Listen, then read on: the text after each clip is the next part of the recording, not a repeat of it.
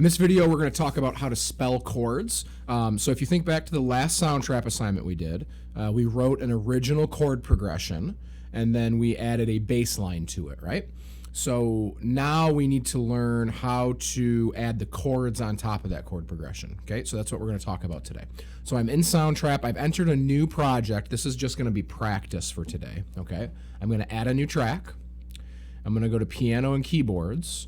And I want to play with a different sound. So I'm going to change the piano sound, and I'm going to scroll down here and find the Rhodes patch.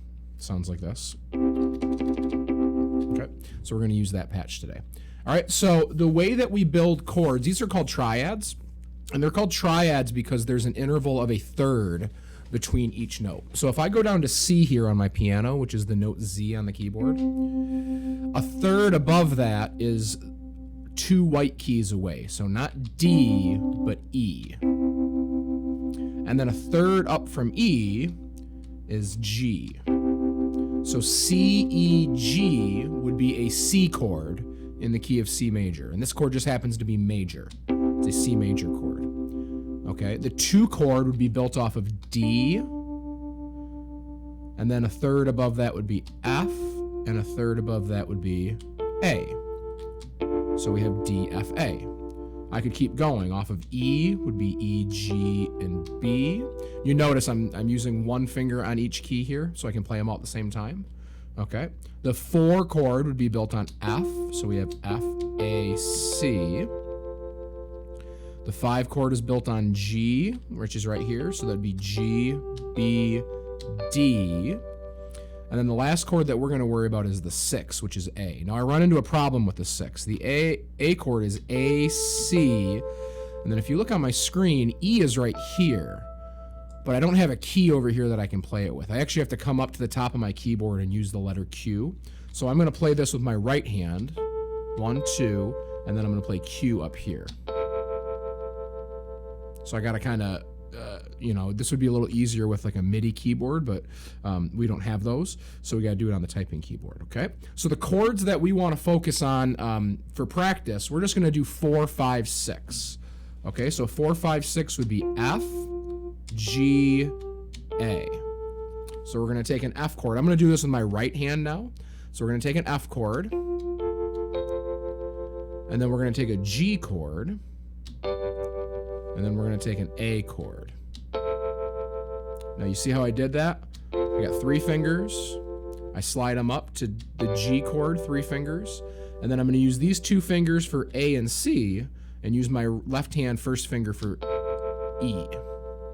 So I got 4, 5, 6. Now we got to practice that a bunch. 4, 5, 6. 4, 5, 6. 4, 5, 6. 4, 5, 6. Okay? So just to practice recording that, I'm going to slow my tempo down to 80. And I'm just going to record whole notes. I'm not going to do anything. I'm not going to do any rhythm, any specific rhythm right now. We're just going to do whole notes. Okay? So I'm going to hit record. Here's my 4 chord. Right. Oh, let me go back to the right screen here. I'm sorry. Here we go. Okay, so we got our 4 chord, our 5 chord, and then our 6 chord. All right, let me get that volume back up. There we go. And I'll turn my metronome volume down here. There we go. Okay. Perfect. So we're gonna do 1 chord per measure. So at this speed, I'm gonna go 4, 5, 6. And I'm gonna do 2 6s. 6. Okay, so 4, 5, 6, 6. All right, I'm ready to record. Here's my 4 chord. 1, 2, ready, and go. 4, 5, 6,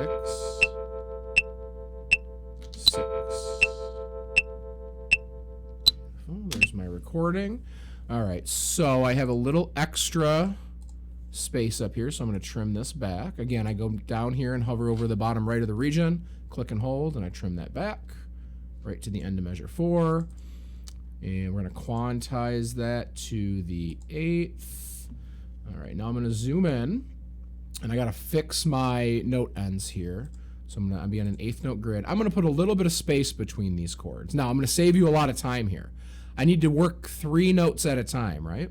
So I'm going to highlight all 3 notes. And then if I drag one of them back, it'll move all the other ones back with it. That way I don't need to do each note individually. Okay, I'll do the same thing here. Same thing here. That one was really bad. And same thing here. Oh, I don't have an ending there that I can do that with. There we go. Perfect. So now, if I listen to this, every note stops at the same time. It's nice and tight that way. All right. So let's just review really quick the way that we build a triad. If we're in the key of C major, which is all the white keys on the bottom here, I'm going to play the bottom note. So if it's a 1 chord, I'm going to play the first note. And then I'm going to skip a white key, go to the next white key, skip one, go to the next one.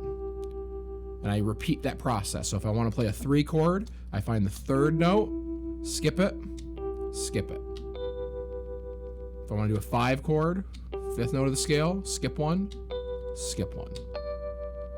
And these are all chords in root position. We say this is root position because the bottom note of the chord is what we call the root of the chord. Okay? Every chord has 3 parts. We have the root, the 3rd, and the 5th. All right? So we have root, 3rd, 5th. Since the root is on the bottom for all these chords, we call these root position chords.